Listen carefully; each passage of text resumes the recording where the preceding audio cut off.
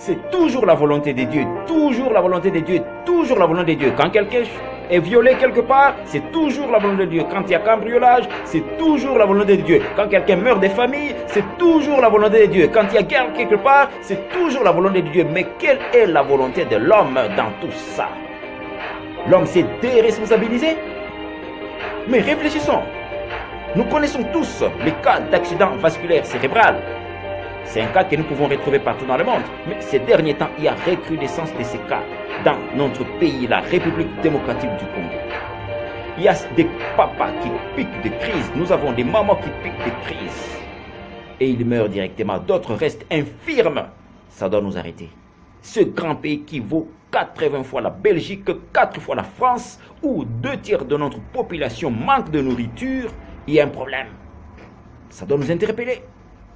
Nos familles sont violées à l'est du pays. Pas d'école. Et c'est un grand danger. Mais si je regarde ce qui s'est passé, si nous devons seulement continuer à croiser les bras, il y a un problème. En 1 Samuel 17:37, je vois Goliath qui insulte, qui cherche à humilier le peuple de Dieu. Mais il y a eu quelqu'un qui a dit non, je préfère mourir, je préfère risquer la mort que continuer à vivre une telle humiliation. C'est David. Il a risqué. Ça ne pouvait pas être facile.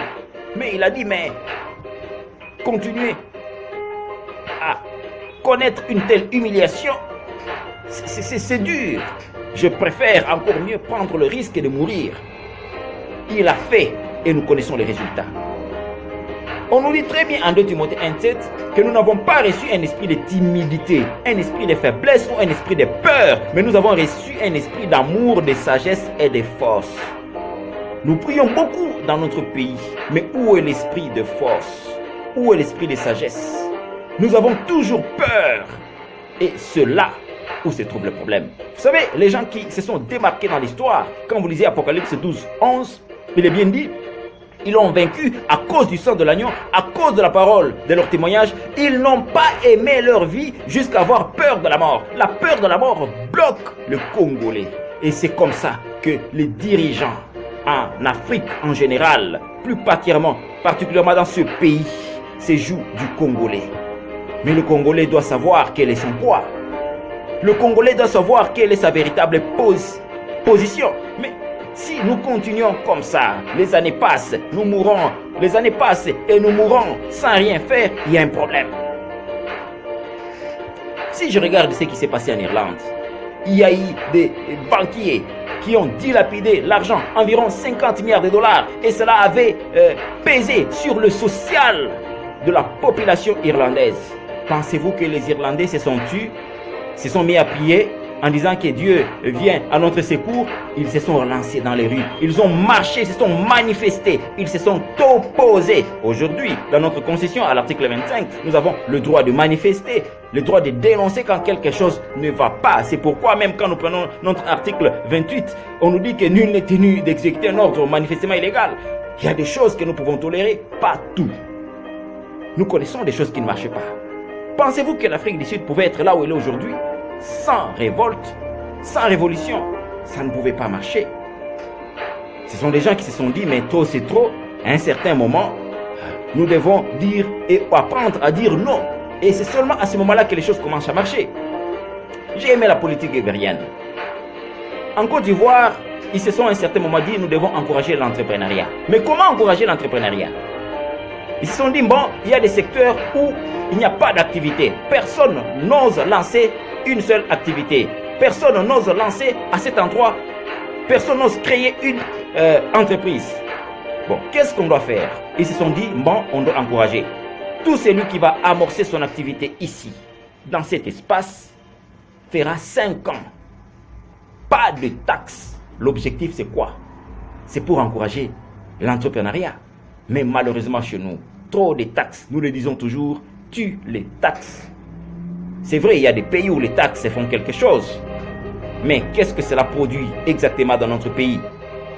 Parce qu'il y a des choses que nous avions oubliées. La première institution, quand Dieu a placé l'homme sur la terre, l'homme doit cultiver la terre, l'homme doit travailler, l'homme doit se battre, c'est la première des choses. Mais nous avons tendance à inverser cette équation.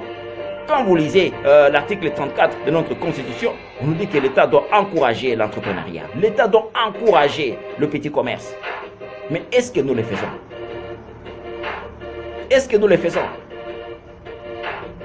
Et si les autres le font, pourquoi pas nous? Et puis nous allons nous plaindre. Non, les choses ne vont pas bien. Les choses ne vont pas bien.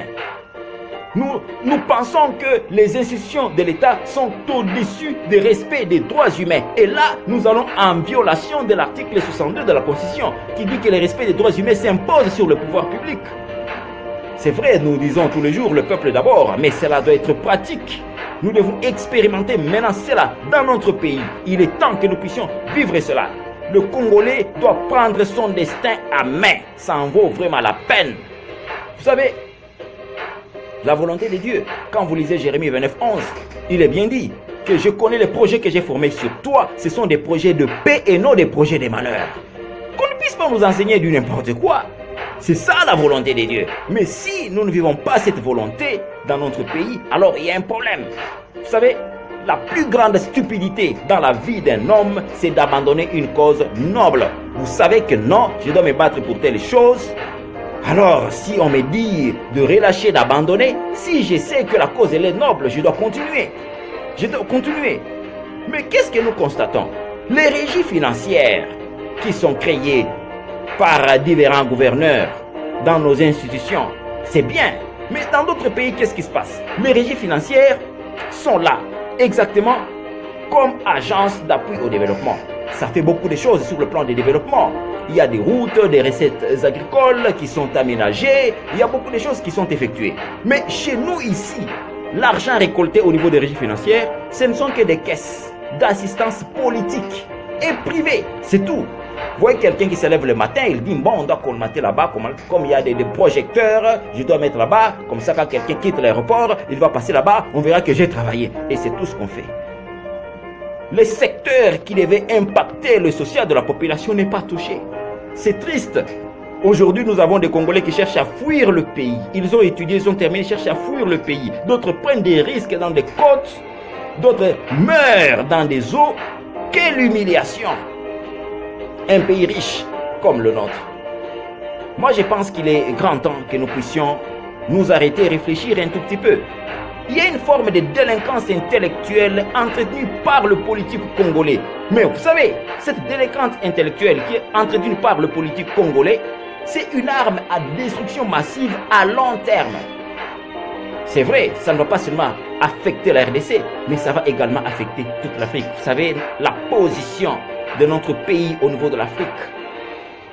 L'Afrique risque d'être fragilisée sérieusement si le Congolais ne se lève pas. C'est comme ça que j'ai dit, mieux vaut mourir debout que vivre à genoux. Parce que si vous vivez à genoux, vous mourrez tous les jours. La lâcheté du Congolais détruira non pas seulement la RDC, mais va déstabiliser toute l'Afrique. C'est vrai, nous pouvons nous consoler, nous sommes nombreux. Écoutez, l'avantage démographique africain ou congolais est nul effet et de nul effet profitable tant que la politique éducationnelle est morte. Nous avons quelle politique éducationnelle chez nous ici? La formation que nous recevons ici. Quand je regarde les pays voisins, juste à l'école primaire, les gens sont initiés sur leur constitution. Ils savent qui ils sont, ils savent ce qu'ils font. Mais aujourd'hui, parce que cette politique éducationnelle est corrompue et détruite, les gens sont là, ils ne savent même pas qui doit les représenter au niveau des institutions. Mais c'est très grave. Quelqu'un qui vient là-bas, je suis un député, je vais construire des routes et des écoles, et on le croit. C'est ça le travail d'un député? C'est ça le travail d'un député, construire des écoles, construire des routes. C'est ça le travail d'un député?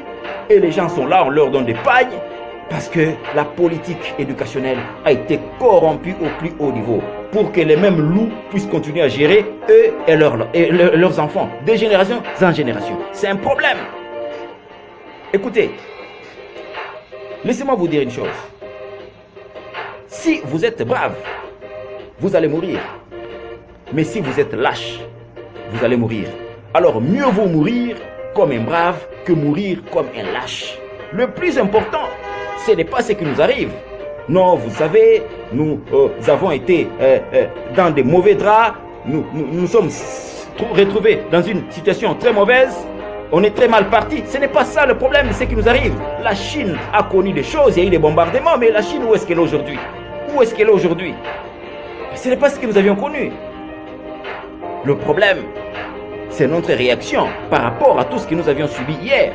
Tomber, ce n'est pas une fatalité. Mais quand vous prenez la décision de rester seulement par terre, alors là, il y a un problème. Et ce problème est taxé comme un crime pour moi. Alors j'ai dit que le Congolais doit être délivré de sa peur. Psaume 34,5 dit clairement: délivre-moi Seigneur de la peur. La peur bloque